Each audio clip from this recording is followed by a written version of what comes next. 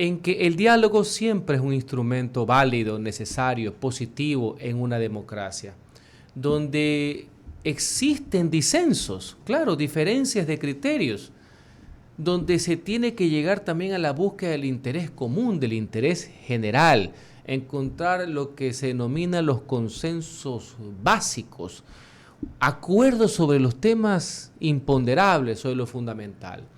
Y hago este antecedente tomando en cuenta que en el mes de junio pasamos unas jornadas muy graves para nuestro orden constituido.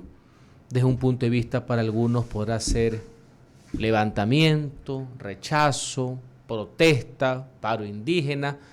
Para un sector también de la sociedad es poner a la violencia, poner a la fuerza por encima del orden, por encima de la justicia, tratar de imponer inclusive razones, criterios, posiciones que no fueron motivo del sufragio del pueblo ecuatoriano en el año 2021 y tratar de imponer, no de convencer.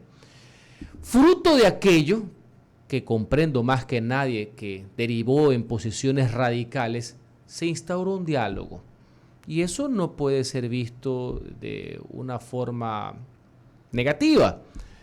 Eso sí, cuidado, estos llamados a diálogo, estas mesas de diálogo solo son coartadas para ganar tiempo. Y digo aquello porque ha salido en la prensa ecuatoriana distintas reuniones, básicamente el día de ayer, donde se quejan de que no hay luz al final del túnel. ¿Y qué entienden por luz al final del túnel? ¿Tratar de ellos imponer su posición?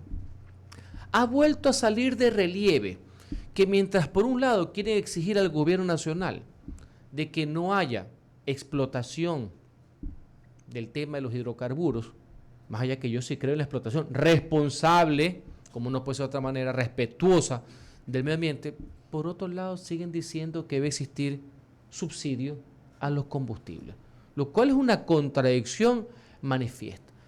Entonces hay una posición reactiva de querer seguir sometiendo, pensando que es a un presidente, pensando que es a una línea política, y lo que están haciendo es al Estado, y la ciudadanía también es parte del Estado y víctima de este tipo de situaciones. Tratar de hacer prevalecer de una forma ciega una posición, y que si no se encuentra un punto medio es simplemente que no le quieren hacer caso y sirve de preludio, sirve de pretexto para volver a calentar las calles por vías que no son democráticas, porque jamás perdamos de vista que la protesta siempre será legítima, pero personas, por más que se tienda la mano, personas que siguen con la convicción de que aquí la propuesta es el comunismo indoamericano o la barbarie, señores, comprendan que no es tan fácil llevar a cabo este tipo de situaciones. Quiero dejar por sentado que debemos volver a poner nuestra atención, nuestras energías en este tipo de temas, porque presiento que se nos pueden volver a ir de las manos. Y el gran perjudicado no es el gobierno, señores. El gran perjudicado son los ciudadanos al final de cuentas. A la par, también se dijo hace unas semanas que se instaura un diálogo con las fuerzas políticas representadas en la Asamblea Nacional, en el Parlamento ecuatoriano, para sacar las leyes. Bueno, lo que debería ser un ejercicio natural de diálogo, de contraste de posiciones, aquí se lo ve pues como el gran tema. Ahora sí que tiene que haber reuniones y fotos y se resienten si no va el ministro en la primera reunión o le hacen un desplante al otro cuando lo que le interesa al pueblo son los resultados. Pero fruto de ese diálogo, supuestamente, que ojalá no sea para la foto, tomando en cuenta quién preside la asamblea, el señor Saki Sela. Dice, ahora sí vamos a revisar. Vamos ahora sí a ver la ley de inversiones. Y aquí yo quiero hacer un acápite. Señores, para que exista empleo necesitamos generación del mismo. ¿A través de qué? De fuentes privadas. Es el sector privado el verdadero dínamo de una economía. Y para que el privado, nacional o internacional, pueda invertir, necesita reglas básicas, confianza, seguridad jurídica y obviamente incentivos. ¿Por qué le damos la espalda, como sucedió en la Asamblea Nacional, a una ley de inversiones que pudo haber sido mejorada, no rechazada, negada solo por ver cómo cautizo, cómo hago fracasar al gobierno? Unos por dogma ideológicos, otros porque supuestamente compiten en la misma cancha y solo les interesa el fracaso para ver si saco la cabeza como avestruz ahí en alguna esquina. Peor con las ocurrencias, porque no fueron argumentos mentirosos de decir que en ese proyecto de ley había privatizaciones, cuando en ninguna parte del articulado señalaba privatización alguna, que es la venta de bienes públicos al sector privado, señores. Y no estaba por un asunto fundamental, porque la Constitución lo prohíbe. Lo que se señalaba, lo cual es digno de relevar, son formas de delegar al sector privado, concesiones, delegaciones, alianzas público-privadas, que eso no objeta ninguna situación. O solamente cuando los otros hacen concesiones, ahí son buenas, y cuando los hacen otros son malas. No perdamos la objetividad en este tipo de circunstancias. Espero, aspiro, por el bien de los ciudadanos, alejando todo tipo de sectarismo, todo tipo de cálculo politiquero, que esos dos diálogos y el de la Asamblea último sea fructífero, que se puedan sacar adelante proyectos de ley de beneficio general, que la ley de inversiones ahora con este consenso que ojalá se pueda llegar regrese mejorada y que los señores asambleístas puedan aportar en el mismo y finalmente darle no al gobierno, al país, una herramienta que le permita afrontar la reactivación económica en favor de las grandes mayorías. Y para eso, estimados oyentes, se necesita mucha madurez, se necesita racionalidad por encima de esta irracionalidad que impera en la clase política ecuatoriana. Muchísimas gracias. Gracias, doctor Henry Cucalón Camacho. La nota editorial de los jueves a esta hora sobre este tema tan importante, ¿no? Los diálogos, leyes pendientes, todos estos tópicos que de alguna manera pues involucran el accionar tanto del Ejecutivo como del Legislativo. La opinión del doctor Henry Cucalón pues es parte de esta corriente amplia de opinión, de la diversidad de opiniones que tenemos acá en Radio I99. 8:10. Ramiro, no sé exactamente si sobre este tema quieres acotar algo sobre el tema que ha tocado el día de hoy, porque yo ya te veo inquieto por hablar de otros temas, ¿no? Sí, es que sabes que los diagnósticos son buenos, son acertados, pero cuando los actores están con otro diagnóstico o con su propia enfermedad, que no quieren reconocer el tratamiento que necesitan para curarse y pretenden que solo necesitan correctivos paliativos para seguir viviendo, ¿sabes qué? Ya no entiendo la situación del país. El Ejecutivo por un lado, el Legislativo por otro, el Judicial por otro, el Consejo de Participación por otro. Esto me acuerdo, y usted recordará, Henry y Alberto, cuando los mongoles, en una forma de sacrificar a su enemigo, ataban al ser humano a unos caballos, cada uno en una extremidad, y después de haberlos atados le daban lo golpeaban a los caballos para que vayan cada uno a su lado, y ya pueden imaginarse lo que sucedía. La consecuencia, ¿no? Están descuartizando la República. Ese podría ser el resumen. Pero no sé qué opinas tú de eso, Henry. Un canibalismo político. ¿Y cuál ahí es el objetivo? ¿Cuál ahí es el propósito? Normalmente, en una convivencia democrática, existe una oposición. Es necesaria. Tiene que existir un equilibrio, un contrapeso. Saludable, doctor. Saludable, sí, una oposición es saludable. Pero esa oposición no le interesa desintegrar al sistema democrático ni al país, porque esa oposición, Ramiro Alberto, le interesa reemplazar al que está observando. Quiere cambiar las cosas que está haciendo, pero quiere tener un país, quiere tener una ciudadanía activa. Cuando tu único objetivo es sálvese quien pueda, que me llegue la boleta de excarcelación, salvar mi pellejo, vivir impune, el no voy a hacer nada pero mantengo mi feudo, el yo no puedo ganar pero te friego a ti. Cuando ese es el propósito y el objetivo, o cuando otros nos proponen vías fracasadas políticas como es el indocomunismo, o te dicen, y si no te gusta te propongo es la barbarie, y lo dijo por escrito, no en un WhatsApp, entonces usted comprenderá que el escenario es complejo. No es una oposición racional, de sensatez, no es una oposición de contención, que es válida en democracia, sino que son otros intereses, y en el ínterin hay algunos que quieren pasar silbando, y eso no es bueno.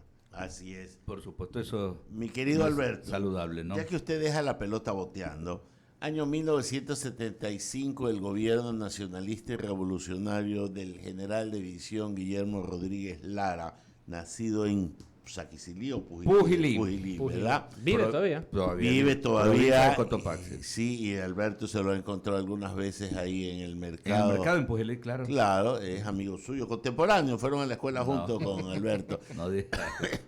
Un día como hoy, en ese año de 1975, se produce una sonada que no llevó a éxito, pero que la salquiteña la denominó el 32 de agosto porque Bombita prohibió hablar del 1 de septiembre. Yo creo que Alberto tiene reservado. Sí, son 47 años de lo que ocurría. Y nuestro colega, gran colega, directo amigo también, Robinson Robles, que es un verdadero historiador, ¿no? Él ha elaborado algunos trabajos. Historia Viva se le llama a su segmento en las plataformas digitales. Él preparó también un documental, El golpe de la funeraria. Escuchemos este extracto y veamos también, para quienes nos siguen a través del YouTube, este pequeño extracto de este gran trabajo periodístico de Robinson Robles relacionado a lo que ocurría hace exactamente 47 años. El Estado se conoce en otra instancia que también es anecdótica y además me parece surrealista e increíble. En un bingo al que asiste mi tía Aidita León de Rodríguez, faltando más o menos 3 días para el golpe de Estado, exactamente como escribo en la novela, 3 días, y una esposa de un general, no recuerdo bien el nombre, le dice: oye Aidita, ¿sabes que a tu esposo, al general Rodríguez, le van a tumbar en 3 días? Entonces esto es increíble. Y claro, en esa comidilla, en ese cotilleo de las damas de los oficiales, mi tía se entera. Ese rato toma el automóvil con el chofer y vuelan al palacio. Le dice: Guillermo, te van a tumbar. Menospreció el asesoramiento del alto mando militar, del comando conjunto, y procedió a una purga indiscriminada y egoísta de los oficiales de alta jerarquía de las Fuerzas Armadas. El famoso batallón Vencedores, que ahora es un comisariato del ejército que queda en el norte de Quito, en un principio aparentemente estaba con el general González de Alvear. Y ellos más o menos, yo creo que unos 1.200 hombres. Ese batallón aparentemente va a plegar a favor del general González de Alvear, compañeros blancos aquí, a favor de él. Y al final logran entrar al palacio y se viran al general Rodríguez. Hubieron traiciones profundas, muy importantes en el movimiento militar, y esa fue la causa fundamental de todo. El plan estaba tan bien preparado que íbamos a detener al general Rodríguez en un terminado que ya será dicho públicamente en forma, no alguna otra oportunidad, y todo el mando conjunto y algunos ministros. Entonces con eso se daba por terminado todo. Son las 8:17. Es un pequeño extracto de este gran trabajo periodístico, ¿no?, de Robinson Robles, y refleja aquello que ocurría, ¿no? Como decía Ramiro, cómo es la salquiteña. El 32 de agosto. El 32 de agosto. Pasó la historia, ¿no?, con esas dos denominaciones. Pero sería bueno que Henry... Sí, por supuesto. La ambientación. La ambientación no es que por las puras al general González Alvear se le ocurre tumbarlo a Bombita, ni por las puras se le ocurrió a Bombita tumbar a Velasco Ibarra. Claro, había condicionantes a la interna. Petroleras primero. A la interna y a la externa, doctor. Es que tiene un antecedente, como bien han señalado ustedes y Ramiro. Cuando se da el carnavalazo, en febrero del año 72, donde irrumpe una dictadura militar encabezada por el general Guillermo Rodríguez Lara, nacionalista y revolucionaria, con una visión de Estado, tenía como finalidad, uno, porque aquí las versiones de los historiadores, decir, señores, el petróleo no lo van a manejar los civiles y la clase política, sino solamente nosotros, los que sí sabemos trabajar. Y por eso es que ellos tienen una visión desarrollista. Y la otra era ponerle un coto a 40 años directos e indirectos de vigencia del velasquismo. De este populismo ilustrado, de este caudillismo, hasta aquí no más. No vamos a dejar que este gran ausente o el loco con dedo largo maneje nada más y nada menos que el petróleo del país. Y una tercera versión indicando que era para impedir el inminente triunfo del señor Asad Bucaram el Mealín, líder de concentración de fuerzas populares, lo cual era un hecho casi ineludible en los albores del año 72. Este presidente Ríos Lara, que hay una anécdota, ¿no? Era militar, nacionalista, lo que ahorita se podría decir una especie de centro-izquierda, también conformó una playa de funcionarios de primer nivel civiles. Había este famoso reclutamiento a los mejores cuadros civiles. Parte de su ministro de Previsión Social, ¿te acuerdas, Ramiro? Era su tocayo, Ramiro Larrea Santos.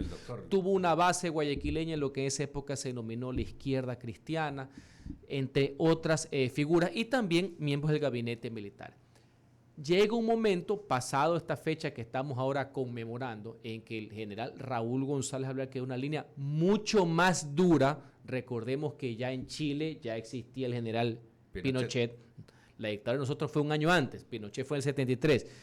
Ya estaba también en los albores el tema prácticamente lo que iba a ser la dictadura militar argentina cruenta. Entonces había un sector militar que quería relevarlo a este que era solamente uno, por una visión más dura, individual, se podría decir, para algunos inclusive más reaccionaria. Pero asimismo había otra ala militar que era lo que se denominaba el ala constitucionalista, un ala militar que quería que ya el señor Rodríguez Lara termine para hacer lo que después se denominó el plan retorno.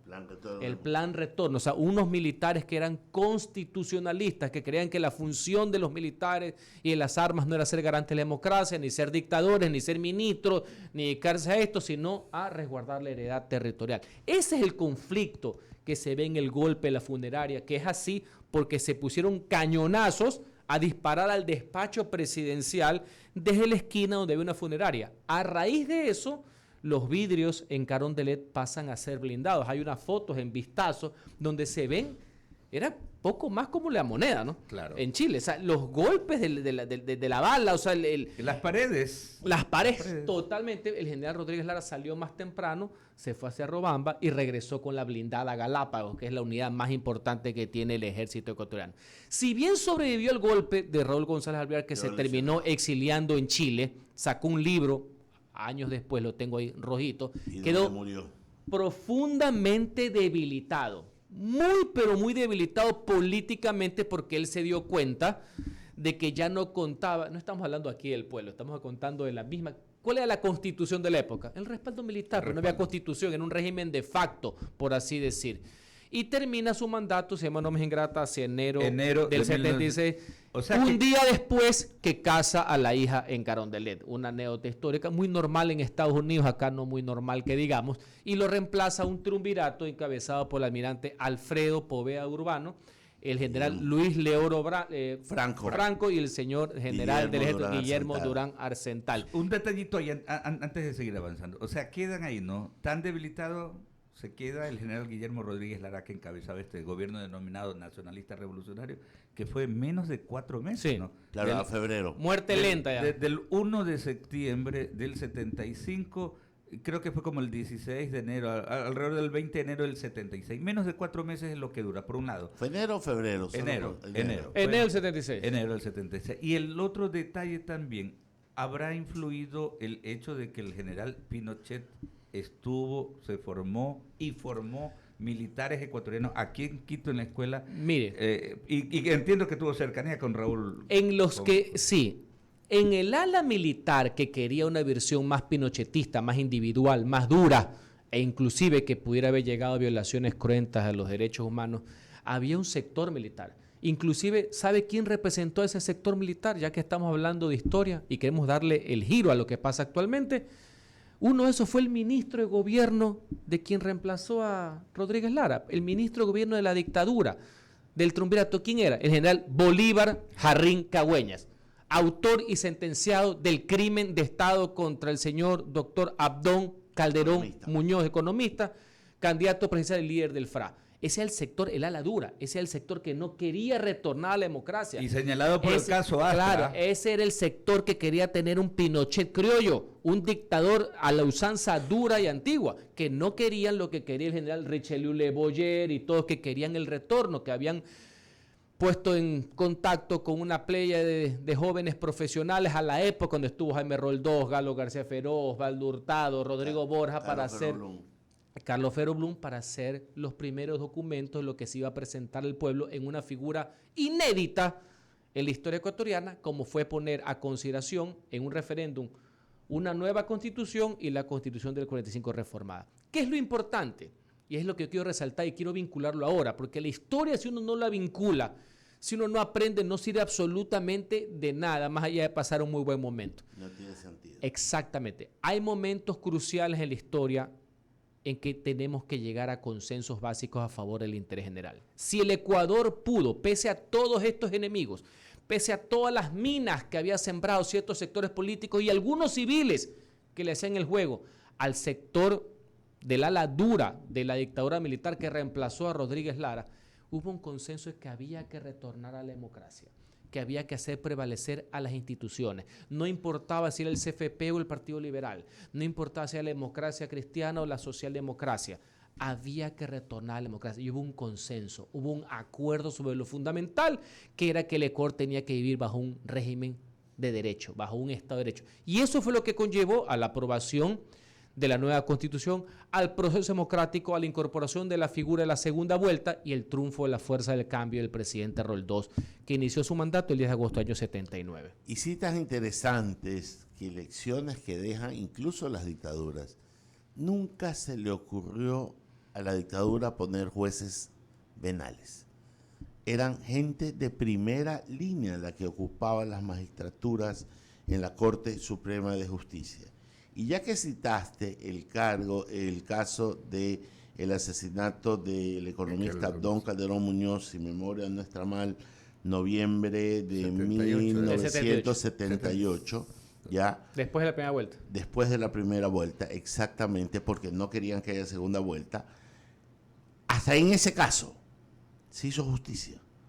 Aunque sea en un tribunal militar, el abogado defensor de Jarrín Cagüeñas era el doctor Héctor Solórzano Constantine y los abogados acusadores por parte de la familia Calderón Muñoz eran el doctor Gil Barragán Romero y Jorge Zavala Vaquerizo. Transmitido en televisión nacional en plena dictadura. Cosas que hoy se coartan. Dos acotaciones a lo que acabas de señalar. Uno, sin perjuicio que no hubo esa metida de mano como lo podemos entender y que la institucionalidad de la justicia marchó al inicio de la dictadura del año 72, sí se crearon esas figuras por fuera del régimen de derecho que ahora están prohibidas, que eran los famosos tribunales especiales. De excepción, le llamaban. De excepción, que conllevaron en su momento la investigación del tema y la denuncia de los fertilizantes que hizo la revista Vistazo, por la cual Javier Alvarado Roca siempre fue un gran opositor al tema de las dictaduras. Uno, por citar un ejemplo, sin perjuicio que en esa época, sin perjuicio que no había jueces penales, había algo que sí existía. Pues si tú hablabas mal de la dictadura, pues automáticamente te cogían y te mandaban como light al oriente. Si no, preguntémoslo pues a Francisco Huerta, acaba de fallecer, perdón. Pero en general a toda la clase política. Hubo otros que decían que era persecución política los juicios que le pusieron, entre los cuales tuvo el dirigente empresarial León Febres Cordero Rivadeneira, que pasó más de 100 días preso en la penitenciaría litoral. Con Enrique Ponce Luque, ¿no? Y otro tema adicional, lo que decía Ramiro, tan verdad es que entre la primera y la segunda vuelta hubo gente que como no le caía bien quien se presumía que iba a ganar, que era Roldós, que le tenían desconfianza, y para variar, pues, las etiquetas, ¿no? Ya decían que era comunista, ¿no? Y el señor Hurtado decían también que era comunista. Aquí la palabra con una sutileza terrible. Liderado por el ingeniero Febres Cordero. Lo que querían, entre otras cosas, era que no haya segunda vuelta. Para crear un vacío y que la dictadura, no entrega el poder e ir a la vía normal. ¿Sabe cuál es la vía normal tradicional del sector del establishment antes? Las constituyentes, pues. A dedo. No querían las elecciones porque presumían que iba a ganar el que no les gusta. ¿Y saben qué, señores? Eso no es democrático. No es que los votos cuentan cuando gana el que a mí me gusta o el que es mi amigo, y la democracia y los votos no cuentan cuando gana el adversario. Eso no es dable, eso es condenable bajo todo punto de vista. Esas son las dos acotaciones históricas a este tema que nace del golpe de la funeraria del general Raúl González Ablera. Claro, y solamente acotar, ¿no? Ocurrió hace 47 años, el 1 de septiembre de 1975, como ya mencionaba Ramiro, precisamente en ese momento el dictador Guillermo Rodríguez Lara presionó a los medios, a la opinión pública, pidió que no se vuelva a hablar de lo acontecido el 1 de septiembre, por eso es que la Salquiteña, y en esa época en Quito se editaba el rotativo El Tiempo. Diario El Tiempo era muy influyente, al igual que El Comercio, pero en El Tiempo había unos caricaturistas tremendos. Los picapiedras, ¿no eran? Los picapiedras que pusieron de moda esto. Ellos ensalzaron aquello. Bueno, no vamos a hablar del 1 de septiembre, vamos a hablar del 32 de agosto. Por eso es que es tan famosa esa denominación. Hay otra anécdota que antes llamaba la atención la importancia del 1 de septiembre. No sé si Alberto, Ramiro se acuerdan, porque antes, hasta el año 72, era importante el 1 de septiembre.